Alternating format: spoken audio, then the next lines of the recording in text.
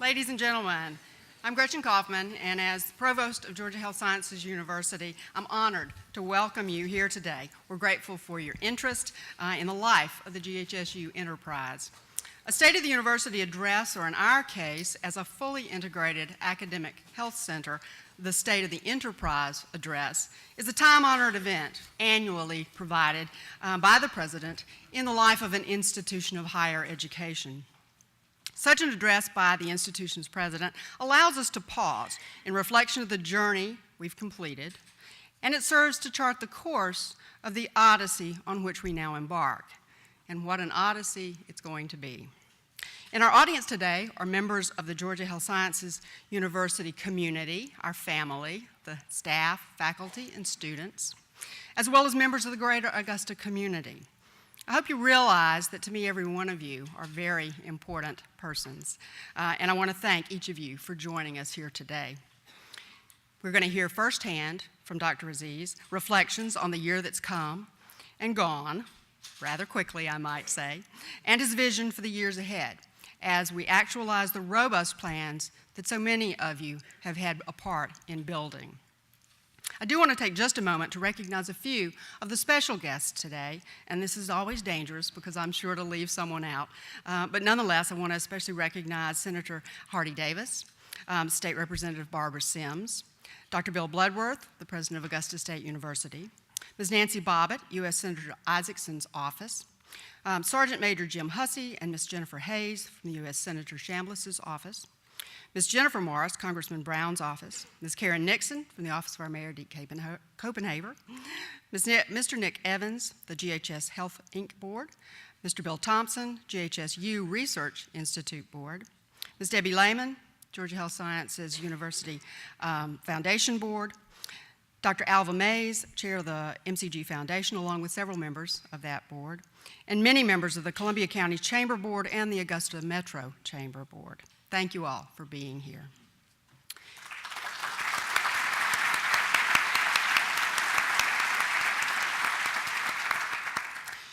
Dr. Clark Kerr, known by many as an architect of modern higher education, said, and I quote, "The president of a university becomes the central mediator of the values of the past, the prospects for the future, and the realities of the present." In our case, Georgia Health Sciences University has had a tremendous past of providing high-quality education to Georgia's healthcare professionals and advancing knowledge through scientific discovery and caring for patients through our clinical services. And this dates all the way back to 1828. And we have solid values to match that storied history. Likewise, the prospects for the future are robust because of our dedicated professionals who work diligently each day on our campuses, both here and across the state, because of the support of a great community, and because of the vision we've crafted for our institution and our enterprise as a whole. And yet we are struck by the realities of the present, as Dr. Kerr indicated, the budgetary challenges, the uncertainties of our country's ability to actualize healthcare reform, and the myriad of issues we face as a community, a state, and a nation. And so today I introduce to you Dr. Ricardo Azziz to discuss our successes and continuing challenges, and to highlight the future. Don't do that. Don't come yet.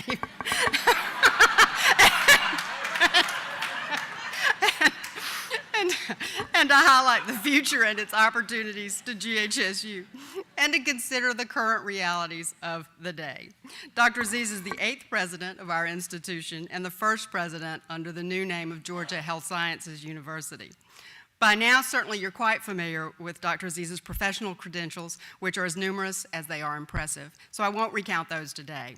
Rather, suffice it to say that President Azziz is a clinician, a scientist, and an educator with heart and passion for training the health professionals of the future, and a tireless dynamo of energy and enthusiasm for the tasks at hand. Indeed, those of us in his leadership team learned early on that if you want to even try to keep up with Ricardo, you better bring your A game and your track shoes. He's a leader of vision who asks why not. He calls on us to work smarter and better, all the while in vigorous pursuit of excellence, and exhorting us to channel that passion within us for our next odyssey, the future of Georgia Health Sciences University, the next great American academic health center. Ladies and gentlemen, President Azziz. Good job. Heck, you did a great job. I think I'm going to let you do that. I think she just said everything I needed to say. That was a great introduction. Thank you very much for being here today. The GHSU is the state's health sciences university, and it is also the state's academic health center. And we are going to be and are on our way to become the next great American academic health center. It is a privilege to lead this institution, and I am very thankful for your support and your trust over the past 15 months. In the past 15 months, we have focused on integrating administrative support functions, aligning leadership mission and vision, increasing administrators' accountability while decreasing the costs, establishing the basis of a long-term strategic plan, recruiting a large number of new faces to our campus, beginning to address some of our faculty's concerns regarding infrastructure, retention, and satisfaction, reaching out to our local and statewide communities to educate them about our institution and to find out what their needs are, and engaging our supporters and philanthropists. I liken this process to molding in clay. It is an iterative, progressive process that requires frequent reassessments and occasional redirections, but it is a process that moves us forward nonetheless. Some have noted that the process has been too fast, and you may be right. But you must remember that the pace of our transformation is determined not by our own readiness to change, but by the speed of our competitors, by the rapidity at which the environment is changing, and the distance between us and the goal. Some of you have noted that we are moving too slow. And again, you may be right. Changes at a more granular level, particularly in our communications, our daily operations, our customer service orientation, have occurred more slowly than I would like. And I apologize for that. But again, the pace of transformation to the level that you're asking requires iterative changes in strategy, in leadership, administrative support, and organizational culture. And we are beginning to accelerate this transformation. Our institution is one that we should be very, very proud of. In addition to being the state's health sciences university, we have 5 colleges. 1 of every 4 dentists and 1 in every 5 physicians in Georgia are trained at our university. With 65 academic programs, we have a retention rate of 95%, the highest in the USG consortium. We have the 2nd largest children's hospital in Georgia, the region's only level 1 trauma center, and the 2nd largest, and we are the 2nd largest employer in Augusta. Now, we reside in a great city. We're number 2 as America's most recession-proof city. Number 2 is the strongest performing metro area. And number 7 in top 100 places to live in the United States. And we live in a great state, the state of Georgia. We're number 4 overall for business. We're number 5 for best state for business development. We're number 9 for best economic outlook. And number 9 for cost of living. So we do have a great foundation. And we do have a great basis upon which we are moving into the future. We do have opportunities to grow and increase our relevance and our excellence. And we've said that before. And there are lots of opportunities. But that is exactly what makes being at GHSU in 2011 and in our future so exciting, so relevant, so important. We are a wonderful institution with a great history and a great tradition, and we are deliberately, thoughtfully, and boldly moving into the future, growing our enterprise and the careers of those who have chosen to throw their lot in with us. We are well positioned to advance our mission, that is, to lead Georgia and the world to better health. And we are well positioned to achieve our vision, to be a globally recognized research university and academic health center while transforming the region into a healthcare and biomedical research destination, providing greater service to our students, patients, and communities, and greater value to our community, state, and nation. GHSU is much more than a university. We are a hub of innovation and discovery, a center of education and training, and a site of patient care and great service.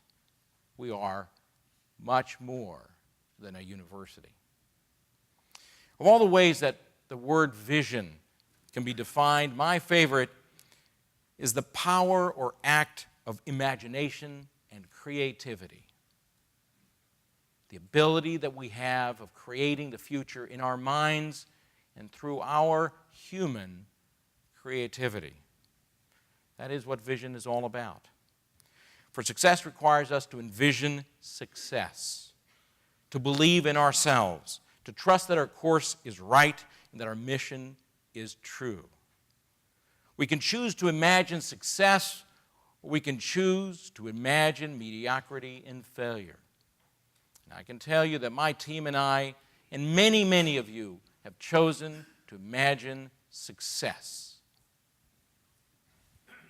Envisioning success is very critical to achieving success, but it is also important to understand how we will get there. What is the path that we will choose? And to this effect, we have asked our community last year to weigh in on this. And through an exercise that was extraordinary, dominated in a 3-month period of time by Joe Thornton and Dean Buckley, we were able to assess what our community felt in a very short period of time. What were the immediate prerogatives and priorities of that community through a process that we called ESP. It was extraordinarily successful, extraordinarily engaging, and we then identified over 200 immediate priorities that we needed to address, of which more than half have already been addressed to date. But there is much work to be done. And much of that exercise bore us not only engagement, but also information for the development of our long-term strategic plan, Transformation 2020, also headed by Joe Thornton and Dr. Joseph Hobbs. And it is this Transformation 2020 that will inform us of the path to the future. But in addition to these efforts, our philanthropic communities, our supporters, the Governor's Office, University System of Georgia Office, have asked us to present to them an 8-year vision of where we think we are going in the next 8 years to ensure that we create the great asset that the state of Georgia deserves to have, the great asset that we already are beginning to be, and the great future that we are going to give this institution. So it is this 8-year vision that I will share with you in a few minutes, and that we will spend most of our time discussing today. As the state's sole public academic health center and one of only 2 integrated academic health centers in Georgia, we believe that GHSU stands at the center of a future-oriented statewide vision for health professions and medical education that involves the following components: a distributed model across the state for the training of associate, undergraduate, and bachelor degree programs. We must work with our local communities to ensure that those that have an interest and the skill to be trained are trained and are trained locally, to respect their need to work, to respect their location, and to also respect the needs of the communities to have these individuals in their midst. So we must serve as a catalyst for the development of a distributed model for associate, technical, and undergraduate degrees. We believe that we should be operating in a hub-and-spoke model for advanced and doctoral health professionals, because the training of these individuals requires great resources, requires very highly specialized faculty, which are scarce in any institution and are clearly scarce in a state.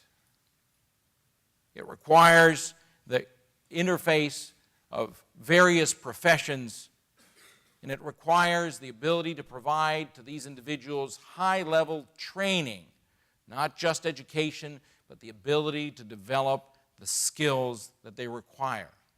That these are best done at an academic health center. We must always remember that a school or a college is just a school or a college. We produce students and educate them. But in the health professions, we must also train these individuals. Not a single one of our health professionals leaves our institution without not only being educated, but trained. And to train that, we must provide to them a venue that allows them to develop their investigational skills or their practical skills. And that means that their training is best performed at an academic health center. And so we envision a hub-and-spoke model for advanced and doctoral degrees. In education, we see our university, GHSU, as a high-tech, high-touch educational hub for these advanced and graduate health degrees. Not just MDs and DMDs, but also the faculty of the future. Our biggest limitation in training nurses in our nation is not the absence of nursing candidates. It is the absence and paucity of nursing faculty. The same speaks to allied health sciences and many other education and many other health professions. We must help train the leaders of tomorrow. We must help train the faculty of tomorrow. We will be focused on graduate and advanced degree as we grow our enrollment by a projected 25%. We intend to increase our output of these leaders of tomorrow by 25% from this institution. We intend to align our academic programs to the array of state workforce needs. We need to be strategic as a state resource to ensure that we are meeting the state's needs. We need to facilitate the development of graduate medical education or residency slots throughout the state to make sure that our bright students are able to train in Georgia and remain in Georgia. And with a commitment to interprofessional training, we need to ensure that we also expand our diversity and inclusiveness, and that we become strong in cultural competence education. We need to do this. We need to expand our education by building bridges, the partnerships that are so critical to the development of a statewide academic health center and health sciences university. We need to build these partnerships within the university system, within our local communities, with the technical college system, and with other colleagues across the nation and the globe as we build a better future through better education. Our 8-year vision also involves research. We are much more than a university, as I said. We are an innovative research hub, a powerhouse, and we intend to be top 50 in NIH funding before the 8-year period is over. We will grow our research productivity, doubling the amount of research we do. And to do that, because our research faculty are quite productive, and we are very fortunate to do that, we will need to double our research faculty. We will also have to expand our research facilities, as we will have to expand our educational facilities. We will emphasize clinical and translational research because at the end of the day, we want to ensure that not only do we have the best basic scientists, but we also have the ability of taking their discoveries to the patient and to the communities. And we need to grow that part of our portfolio. We need to foster bridges with other institutions, the Savannah River National Lab, other universities in Georgia, and other collaborators both in the nation and in the globe. We intend to also help and assist in the development of our region into a biomedical and biotechnological destination. How do we do that? Well, we do that by following the models that others have used before us. We do that by having our academic institutions serve as the anchor for what we call a multiple hub and spoke model. The development of biotechnologic and biomedical or any other research center in a state actually follows the lines of specialty and specific fields. So most states have actually multiple hub and spokes for their innovation centers. And our region should, could, and will command leadership in biomedical and biotechnologic leadership. And we will do that by using this institution as an anchor for the development of greater biomedical and biotechnological industries in our region. But that has to be done in partnership with our communities, with industry, with government. But we intend to help our region become a healthcare and a biomedical research destination. In our research, we intend to first build on three great areas of strength for which we already have national recognition. We are clearly internationally recognized leaders in cardiovascular biology research. We are number one in Georgia for research institutions with grants from the American Heart Association and top 10 in the nation. We are also leaders in cancer research. We have received over 30 awards from the NCI in fiscal year 10. 3 out of every such awards given to the University System of Georgia institutions. And we are aiming to build the second NCI-designated cancer center in Georgia. And we have recently recruited a new cancer center director, Dr. Samir Cleef, from the NCI to help us do that. We intend to continue to leverage our great strength in neurosciences and stroke research. We are known worldwide for developing telemedicine and other approaches to treating stroke. We are also developing phase 1 and other trials to improve the damaged tissues that follow stroke. And we have extraordinary basic science in neurosciences. And we will begin to leverage 3 emerging strengths that are relevant to the state of Georgia. We will begin to produce research and data and analysis in public and preventive health. Georgia is among the lowest ranked states in the nation for public health. That again, the governor has begun to respond to that by creating a separate Department of Public Health. There are 30 counties in Georgia that have mortality rates that exceed those of many nations that we consider third world. We have much to do in public health for the state of Georgia, and this, the state of Georgia's Academic Health Center and Health Sciences University, is prepared and will lead the generation of this data. We are also working in the area of regenerative and reparative medicine, both leveraging our internal expertise and that of partners at Fort Gordon, the Wounded Warrior community, and other partners globally. And finally, we'll be leveraging personalized medicine and genomics, because the medicine of the future, the healthcare of the future, will be predicated on our ability to individualize and tailor therapy for ill patients. And we are much more than a university.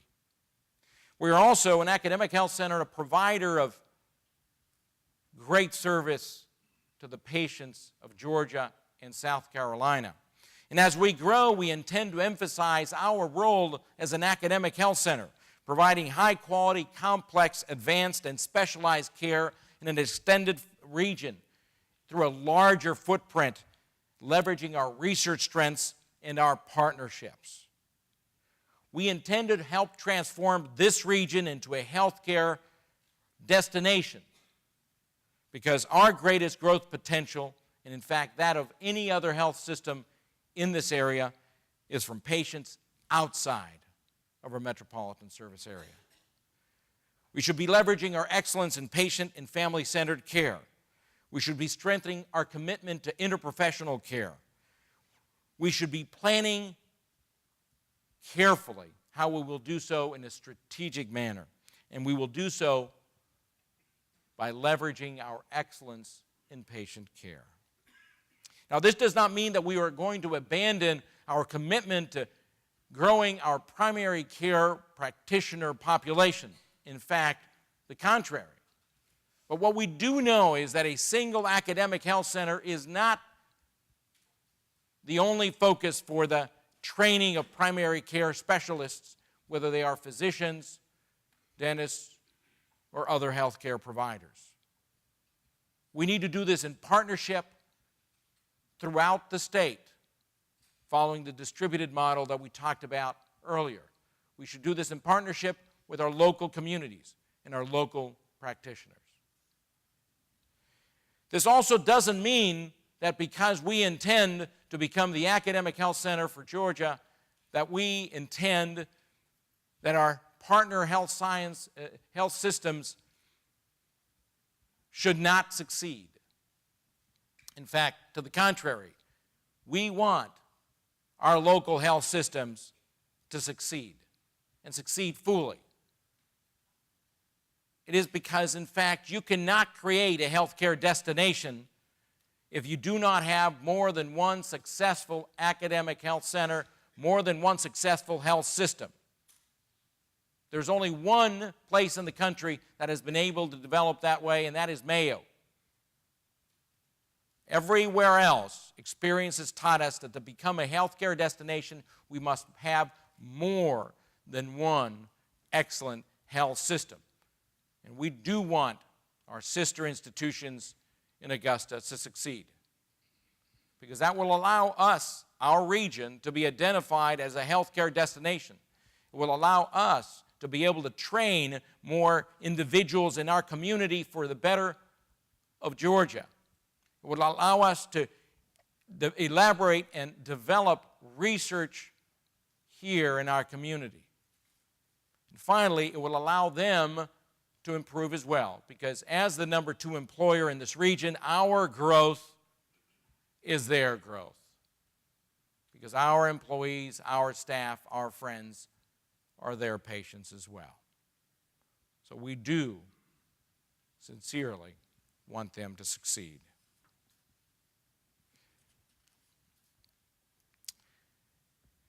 Success and growth is what you will hear us speak in the years to come, because we will have to grow and we will have to become more relevant, more extending, and have a greater footprint. Now, our vision is powered by imagination and creativity, but it is also informed by data from many, many sources. Consortiums nationally, experiences at other institutions like UAB and MUSC, consultants and outside experts, and most importantly, it's been informed by you through ESP, through Transformation 2020, and through conversations with many community members throughout the past year. We're functioning in a shifting and increasingly competitive environment, and we must ensure that GHSU is competitive locally, regionally, nationally, and globally. And our growth as envisioned will inject about $1 billion into the local economy. We currently provide over $2 billion to the local economy. We're the second largest employer in the area and the largest employer in higher paying salaries. And we intend to grow that by 50% so that we can inject an additional $1 billion into Georgia, into our local economy. And if you were to consider our downstream effects of our graduates and our businesses, we would be injecting an additional $4 to $5 billion into the Georgia economy. Our vision is to build the next great American academic health center. Everything we've done over the past 15 months has been done with that goal. The integration of the university and the health system leadership, the changing of the name of the university and the health system, the launching of faculty satisfaction efforts, the initiation of the Cool Factor dialogue, the focusing on campus beautification and safety, the partnering with other organizations across our state, the reaching out to our communities.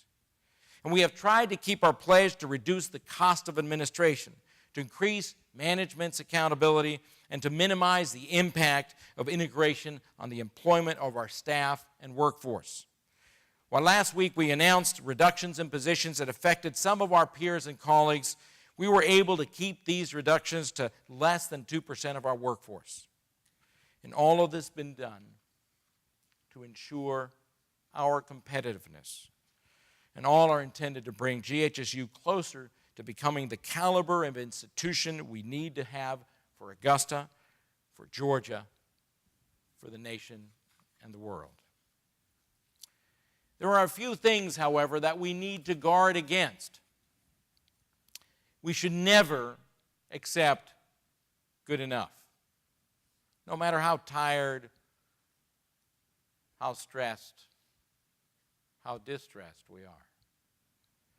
We should always strive for excellence. We should always emulate or strive to be the best in class. We should never accept good enough.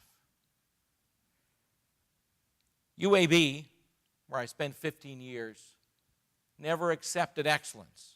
And in the 15 years that I was part of their faculty, went from 70th in the nation for NIH funding to number 13 in the nation.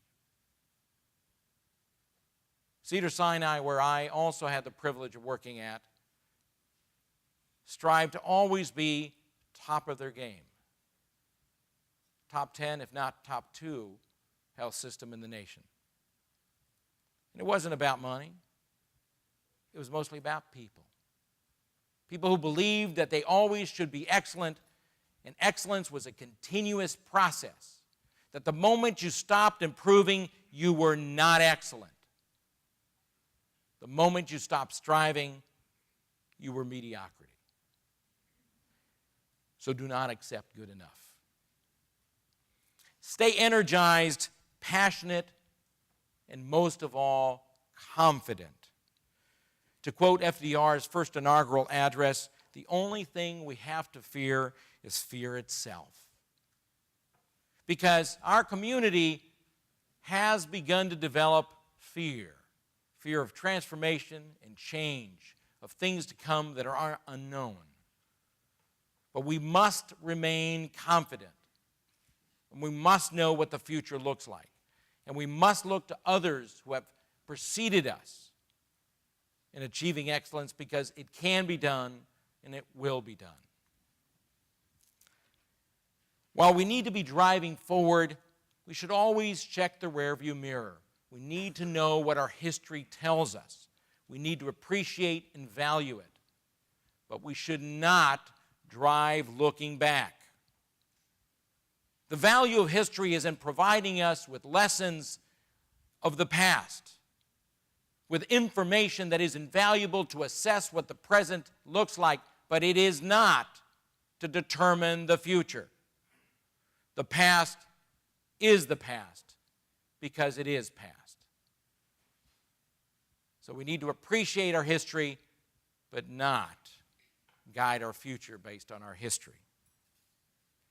We must beware of silos. We are much weaker when we stand alone. If I have to point to one thing that struck me when I arrived at this institution, was the vast degree of silos.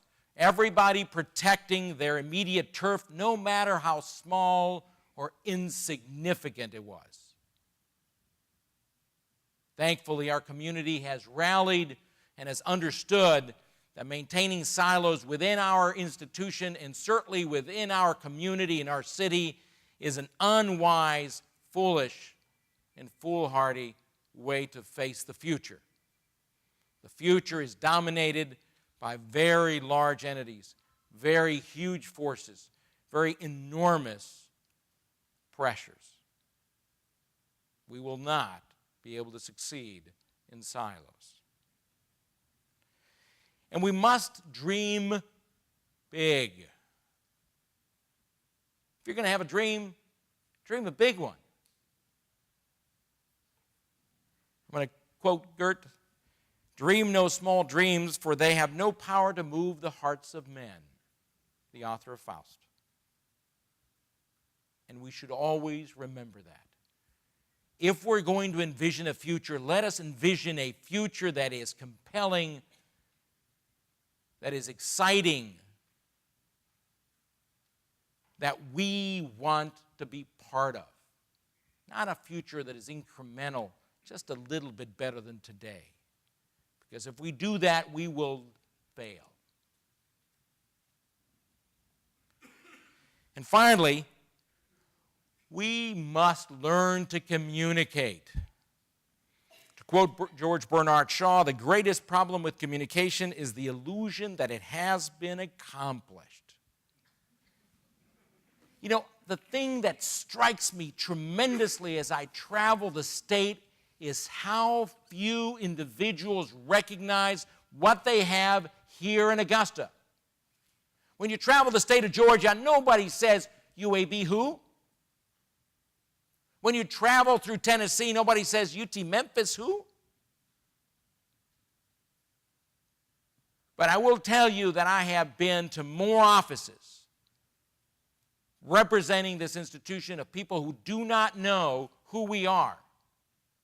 And that, my friends, is a reflection of us, not of them. It's a reflection of us, not because we don't have great things to say, not because we don't have a great story to tell, not because we are not striving for excellence, not because we're not of value to the state, but because we do not tell our story. We have 15,000 individuals in our enterprise, each and every one of which should be an advocate for our institution. And yet, we don't do that. We don't speak about our institution nationally or globally or statewide. We don't make the effort to carry the message out there. We do not work hard to make sure that others know who we have, who we are, and what they have here. We cannot blame anybody for the ignorance of our institution that permeates our state and our nation. We should be carrying the word out. We should make sure that they know who we are and why we are valued. Because they deserve to know. This is a great asset, not just for Augusta. This is a great asset for the state. And we should make sure they know about it. Our institution is one with a rich, rich past and a bright future. And we will have new accountabilities and new expectations and new directions ahead. We have much work to do to achieve this vision, and we must keep our faith. We need to work hard, accomplish much, and make lots of noise. Thank you for your engagement and for your attention today. Thank you. Dr. Azziz, thank you for your wonderful address. Thank you, And I'm a great advocate of our university, and particularly our healthcare system. And I would like to know what we can do to get more people to understand what fantastic doctors and nurses and therapists and dentists that we have here. Because when I came like you, I felt like we were the hidden jewel of the South.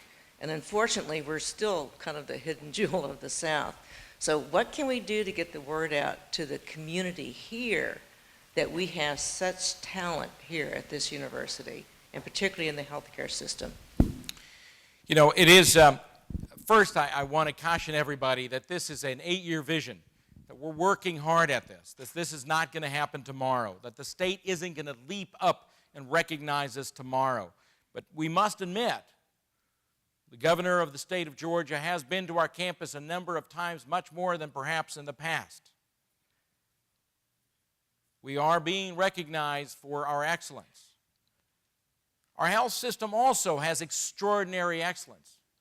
It's funny, when I was in California, they recognized this institution, this health system, for its excellence in family and patient-centered care before I even knew what it was about. This morning, I had guests at my home. These individuals are the friends or parents of a good friend of mine who could not find care for a neurologic disease in South Carolina and are being treated well here. We have great excellence in our health system.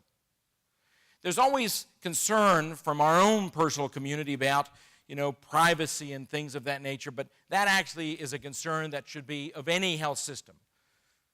We do extraordinary things to ensure individuals' privacies.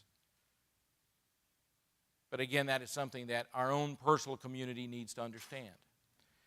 As we begin to develop a branding strategy, as we recruit a vice president for communication, Sheila O'Neill has been the interim vice president of communication, has been doing an extraordinary job, but really we need to figure out what the next strategy is. We will begin to hopefully educate individuals. But I will say and repeat what I said earlier. The best system for ensuring that people in our community, in our state, know what we have is for our own health care practitioners, our physicians and nurses and others, to speak around the state and speak about what we have here. Nobody will be able to tell our story better than ourselves. And yet, we have hope that somebody knocks on our door. Sort of like the bachelor who's hoping the girl will knock on that door. He'll just stay there, wait. It's not going to happen. Thank you for that question.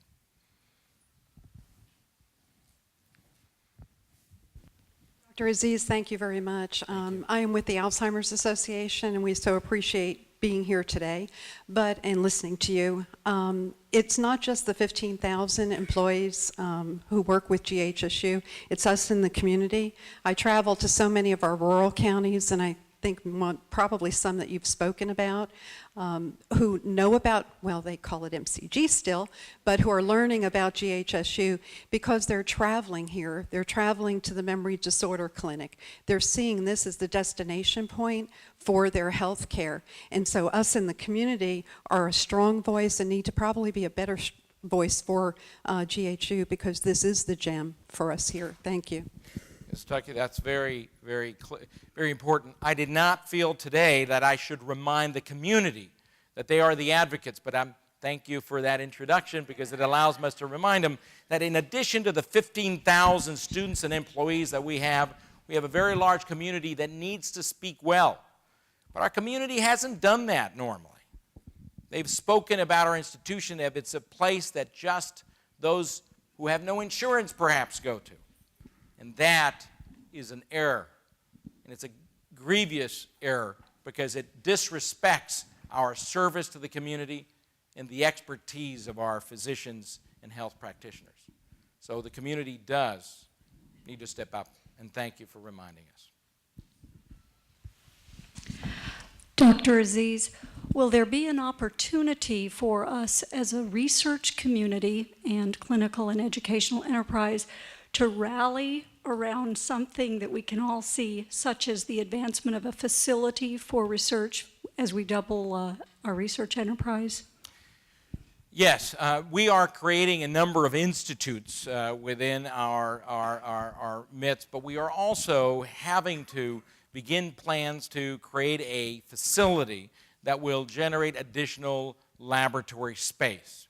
We have about 30,000 square feet of space that we can currently use in our immediate short-term growth, but that won't accommodate even a tenth of the planned growth, and we have already plans that are in development for the building of such a facility.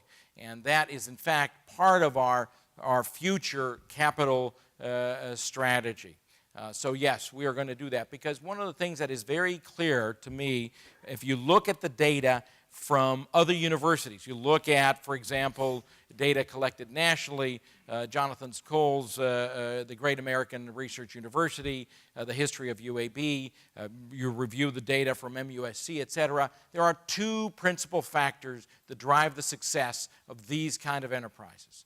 Two: philanthropy and facilities. People is the core, but you can't actually recruit people if you don't have facilities and you don't have philanthropy. So philanthropy and facilities. That's what creates a great American research university, what creates a great American academic health center. Thank you. Other questions?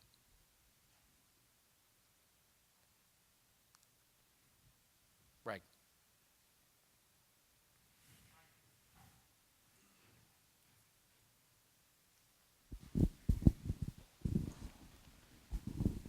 Is there a systematic plan for identifying the 100 scientists that you propose to look for?